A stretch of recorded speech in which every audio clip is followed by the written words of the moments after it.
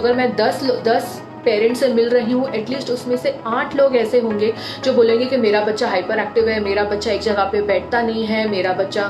ध्यान नहीं दे पाता है, वो एक साथ एक एक्टिविटी लेता है, वो ख़त्म नहीं हुई है कि दूसरी एक्टिविटी लेता है, कई बार वो मेरे सामने ज़्यादा बोलता है, वो टीचर्स की बातें नहीं सुनता। तो ऐसे मिक्स्ड कंप्लेंट्स जब आते हैं तब दिल में एक एंटीना चलने लगता है कि ये क्या हो सकता है। सो आज जैसे मैंने आपको बताया हाइपर एक्टिव ये एक लक्षण है, तो ऐसे एक मेंटल न्यूरो डेवलपमेंटल डिसऑर्डर है जिसको हम बोलते हैं ADHD, मतलब अटेंशन डेफिसिट, मतलब अटेंशन कम, हाइपर एक्टिव मतलब बहुत ज़्यादा मस्ती करना या रेस्टलेस होना, disorder attention deficit hyper active disorder. अब इसमें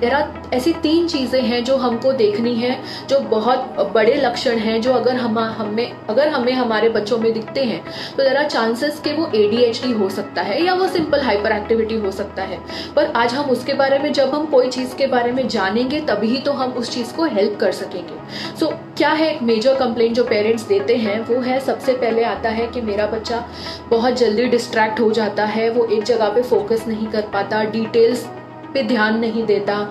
चीज़ें भूल जाता है। एक एक्टिविटी अगर मैंने उसको करने दी, अभी वो कर रहा है कि उसको छोड़ के फिर वो दूसरा करने लगता है, सब कुछ मेस कर देता है, चीज़ों को वापस अपनी जगह पे नहीं रखता।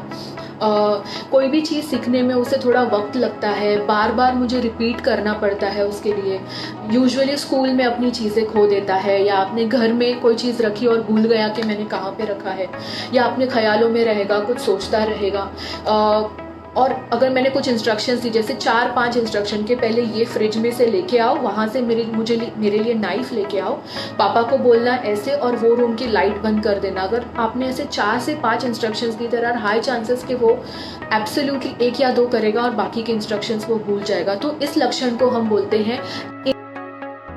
फिर आता है दूसरे सेट ऑफ लक्षण, जहाँ पे आप बोलोगे कि मेरा बच्चा एक जगह पे बैठ नहीं रहा है। स्कूल से भी कंप्लेंट्स आती हैं कि आपका बच्चा अपनी सीट पे नहीं बैठता, दूसरों को डिस्ट्रैक्ट करता है, दूसरों को डिस्टर्ब करता है, कॉन्स्टेंटली बात करता है, क्वेश्चंस पूछता है,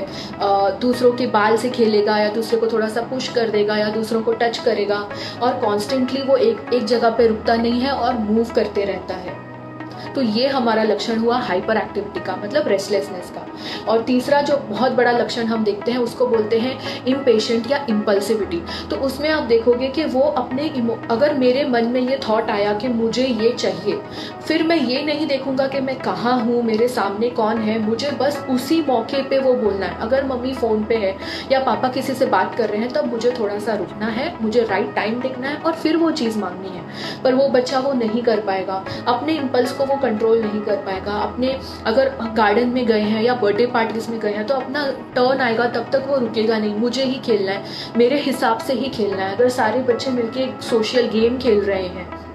जैसे कि क्रिकेट, तो वो खेलते खेलते उसके रूल्स होते हैं, उसमें अगर वो बच्चा हार गया तो नहीं, अब मुझे खेलना ही नहीं है, मैंने जैसे बोला ऐसे ही खेलना चाहिए हम सब, तो वो रूल्स फॉलो नहीं कर रहे, चीज़ें दूसरों पे थोपने की,